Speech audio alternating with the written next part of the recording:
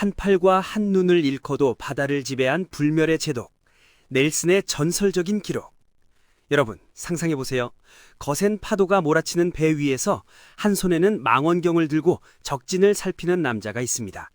그런데 이 남자의 오른쪽 소매는 비어있고 오른쪽 눈은 가려져 있습니다. 요즘으로 치면 중증 장애를 가진 몸이죠. 하지만 이 남자가 망원경을 먼 눈에 갖다 대며 내게는 적선이 보이지 않는다! 라고 외친다면 어떨까요? 미친 사람 같다고요? 아닙니다. 이것이 바로 전 세계 해군의 우상, 호레이시오 넬슨 제독이 보여준 전설적인 기계입니다. 오늘 우리는 영국을 넘어 인류 역사상 가장 위대한 해군 제독 중 한 명으로 꼽히는 넬슨의 이야기를 해보려 합니다. 단순히 전쟁에서 이긴 장군이 아니라 왜 영국인들이 인도와도 바꾸지 않겠던 셰익스피어만큼이나 이 사람을 사랑하는지 그 뜨거운 심장 속으로 들어가 보시죠. 잠시 채널 고정해 주시고 구독과 좋아요 한 번씩만 꾹 눌러주세요. 여러분의 클릭이 넬슨의 돛담배를 움직이는 순풍이 됩니다. 코펜하겐 해전 당시의 기막힌 일화를 아시나요? 상황이 불리해지자 상관인 파커 제독이 후퇴 신호를 보냈습니다. 깃발이 펄럭이며 돌아오라고 명령하는데 넬슨은 어떻게 했는지 아십니까? 그는 멀쩡한 왼쪽 눈 대신 실명한 오른쪽 눈에 망원경을 갖다 댔습니다. 그리고는 곁에 있는 부관에게 태연하게 말했죠. 자네도 알다시피 난 눈이 하나뿐이라네. 가끔은 눈이 멀 권리가 있지. 내게는 후퇴 신호가 전혀 보이지 않는군. 요즘으로 치면 상사가 카톡으로 이번 프로젝트 접어라 라고 지시했는데 제 폰이 구형이라 카톡이 안 뜨네요 라며 기어코 이를 성사시킨 꼴입니다. 넬슨은 명령 불복종으로 처벌받을 수도 있는 상황이었지만 자신의 판단을 믿었습니다. 그리고 그 결과는 대승이었죠. 이 무모할 정도의 자신감과 유머, 이것이 바로 넬슨을 넬슨답게 만드는 힘입니다. 흥미로운 이야기 하나 해드릴까요? 최근 해외 커뮤니티 레딧에 한 군사사학 전공 유저가 역사상 가장 위대한 해군 제독들의 순위를 매겨 화제가 되었습니다. 전략, 잔술, 영향력, 그리고 불가능을 가능케 한 정도를 기준으로 삼았죠. 그 순위에서 넬슨은 당당히 최상위권에 이름을 올렸습니다. 그런데 놀랍게도 그 유저는 넬슨과 함께 순위 1, 2위를 다투는 인물로 한국의 이순신 장군을 꼽았습니다. 서구권 사학자들 사이에서도 넬슨은 위대하지만 이순신은 신화적이다 라는 평가가 지배적이라는 거죠. 넬슨이 세계 제국의 기틀을 닦았다면 이순신은 존재 자체가 불가능했던 승리를 만들어냈기 때문입니다. 당시 유럽 대륙은 전쟁의 신이라 불리는 나폴레옹의 발 아래에 있었습니다.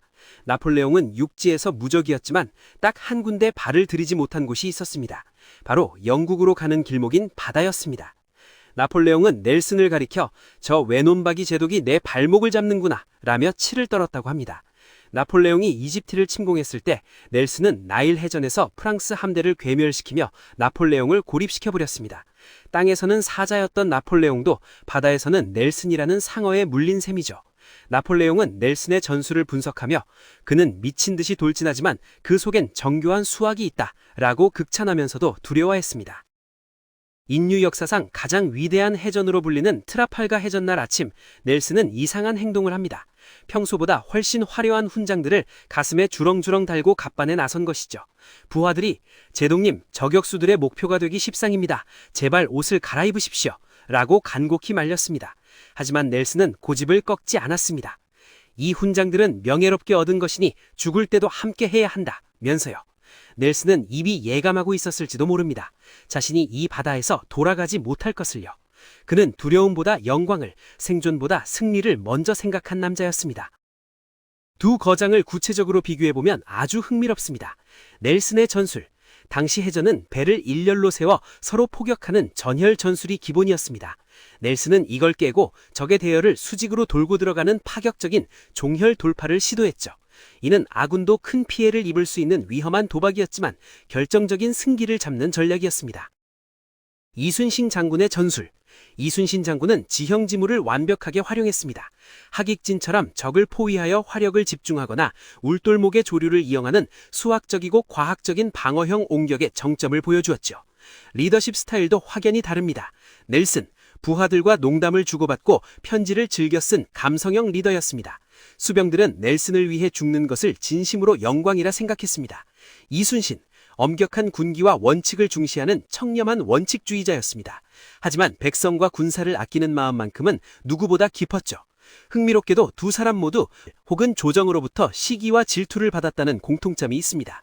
영웅의 삶은 동서양을 막론하고 고달픈 법인가 봅니다.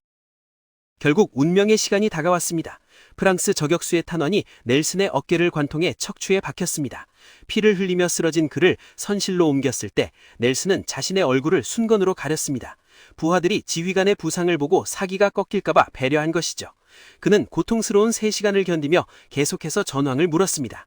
그리고 영국 해군의 완승이 확정되었다는 소식을 듣고 나서야 비로소 편안하게 눈을 감았습니다. 그의 마지막 말은 하나님 감사합니다. 제가 제 소임을 다했습니다. 였습니다. 이순신 장군의 나의 죽음을 적에게 알리지 마라는 말과 묘하게 겹치지 않나요? 넬슨이 전사 한 수에 시신을 영국까지 운구해야 했습니다. 그런데 당시 냉장시설이 있을 리 만무했죠. 그래서 부하들이 낸 아이디어가 무엇이었는지 아십니까? 바로 커다란 오크통에 럼주 혹은 브랜디를 가득 채우고 넬슨의 시신을 담근 것입니다. 영국에 도착했을 때 통을 열어보니 술이 반이나 줄어 있었다는 괴담도 전해집니다. 존경하는 제독의 용기를 이어받고 싶었던 수병들이 조금씩 몰래 마셨다는 전설이죠. 이 때문에 영국 해군에서는 지금도 럼주를 넬슨의 피라고 부르기도 합니다. 이제 넬슨의 뿌리를 좀 들여다볼까요? 1758년 그는 노포크의 가난한 목사 집안에 태어났습니다. 몸은 왜소했고 잔병치레도 많았죠.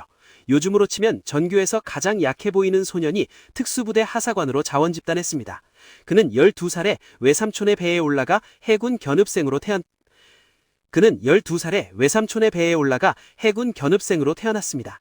북극 탐험부터 열대지방까지 온갖 험지를 돌며 바다를 배웠죠.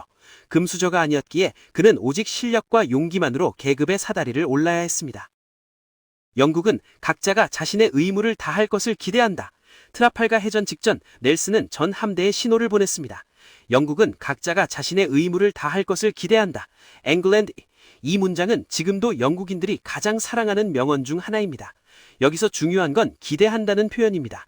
넬슨은 명령하지 않았습니다. 부하들을 믿고 그들의 애국심에 호소한 것이죠. 넬슨은 평소에도 부하들을 형제단, Band of Brothers라고 불렀습니다. 엠마 해밀턴과의 불륜, 영웅의 인간적인 그림자. 넬슨에게도 인간적인 약점이 있었습니다. 바로 사랑 문제였죠. 그는 나폴리 대사의 부인이었던 미모의 엠마 해밀턴과 열정적인 사랑에 빠졌습니다. 당시 영국 사회는 발칵 뒤집혔죠.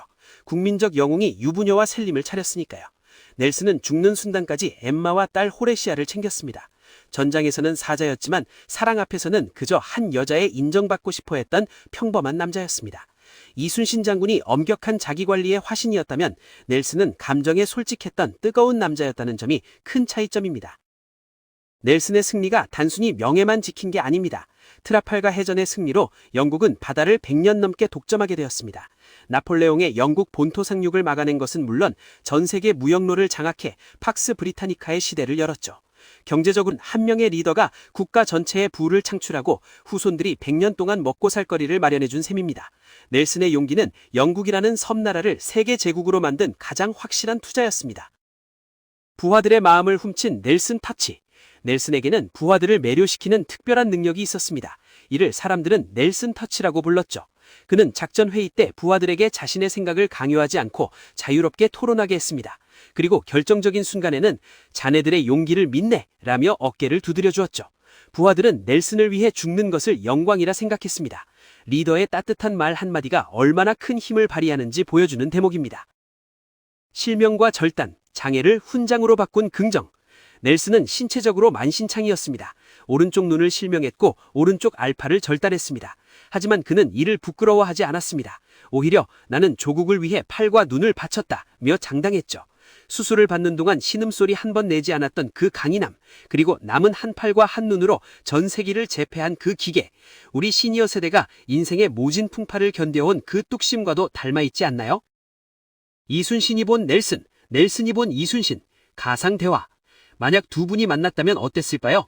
아마 넬슨은 이순신 장군의 거북선을 보고 어메이징을 외쳤을 것이고 이순신 장군은 넬슨의 돌파 전술을 보고 허허 참으로 과감한 장군어구나 라며 웃었을 겁니다. 비록 시대와 장소는 달랐지만 두 분 모두 바다라는 거대한 전장에서 국가의 명운을 짊어졌던 고독한 리더였습니다. 레딧의 그 유저가 두 사람을 나란히 순위에 올린 건 당연한 결과일지도 모릅니다. 넬슨 기념주, 넬슨 스플러드, 그리고 전통. 영국 해군에는 지금도 넬슨을 기리는 전통이 가득합니다. 장례식 때 시신을 럼주에 보관했던 것을 기려 해군들이 술을 마실 때 넬슨의 피를 마신다고 말하는 전통이 있죠. 죽어서도 부하들의 술잔 속에 살아있는 200년이 넘는 시간 동안 한 사람을 잊지 않고 기억하는 힘, 그것이 바로 영국을 움직이는 문화적 자산입니다. 넬슨과 나폴레옹, 두 천재의 엇갈린 운명. 넬슨과 나폴레옹은 동시대를 살았던 두 천재였습니다. 나폴레옹이 땅의 제왕이었다면 넬슨은 바다의 신이었죠. 나폴레옹은 끝내 넬슨이라는 장벽에 가로막혀 영국 정복의 꿈을 접어야 했습니다. 흥미로운 건 나폴레옹도 넬슨을 높게 평가했다는 점입니다. 나폴레옹의 침실에는 넬슨의 흉상이 놓여 있었다는 이야기도 있습니다. 적수조차 존경하지 않을 수 없었던 넬슨의 위엄입니다. 넬슨의 위대함은 인간미에서 나온다. 우리는 위인이라 하면 결점 없는 성인 군자를 떠올리기 쉽습니다. 하지만 넬슨은 질투도 하고 불륜도 저질렀으며 때로는 오만하기도 했습니다. 하지만 그 모든 인간적인 약점에도 불구하고 그가 바다 위에만 서면 전설이 되었던 건 그가 누구보다 조국을 뜨겁게 사랑했기 때문입니다. 결점이 있기에 그의 승리는 더 빛납니다. 현대인이 배워야 할 넬슨의 결단력. 오늘날 우리가 넬슨에게 배워야 할 것은 무엇일까요? 바로 현장에서의 결단력입니다. 상관의 후퇴 명령에도 자신의 눈을 믿고 전진했던 대장. 모두가 안 된다고 할 때 내 눈에는 안 되는 것이 보이지 않는다고 말할 수 있는 용기. 복잡한 현대사회를 살아가는 우리에게 가장 필요한 덕목 아닐까요? 에필로그. 당신의 바다에서 넬슨이 되십시오. 트라팔가 광장 한복판, 높은 기둥 위에 서서 런던 시내를 내려다보는 넬슨의 동상을 본 적 있으신가요? 그는 지금도 영국의 수호신으로 남아 있습니다. 시니어 여러분, 혹시 삶의 파도가 너무 높아 포기하고 싶으신가요? 넬슨의 먼 눈을 떠올려 보세요. 넬슨 제독의 이야기가 여러분의 가슴 속에 작은 용기의 불꽃이 되었기를 바랍니다. 넬슨 제독과 이순신 장군의 전술 비교가 더 궁금하신가요? 알고 싶은 내용이 있다면 언제든 말씀해 주세요. 구독과 좋아요는 다음 위인의 일기를 만드는 큰 힘이 됩니다. 감사합니다.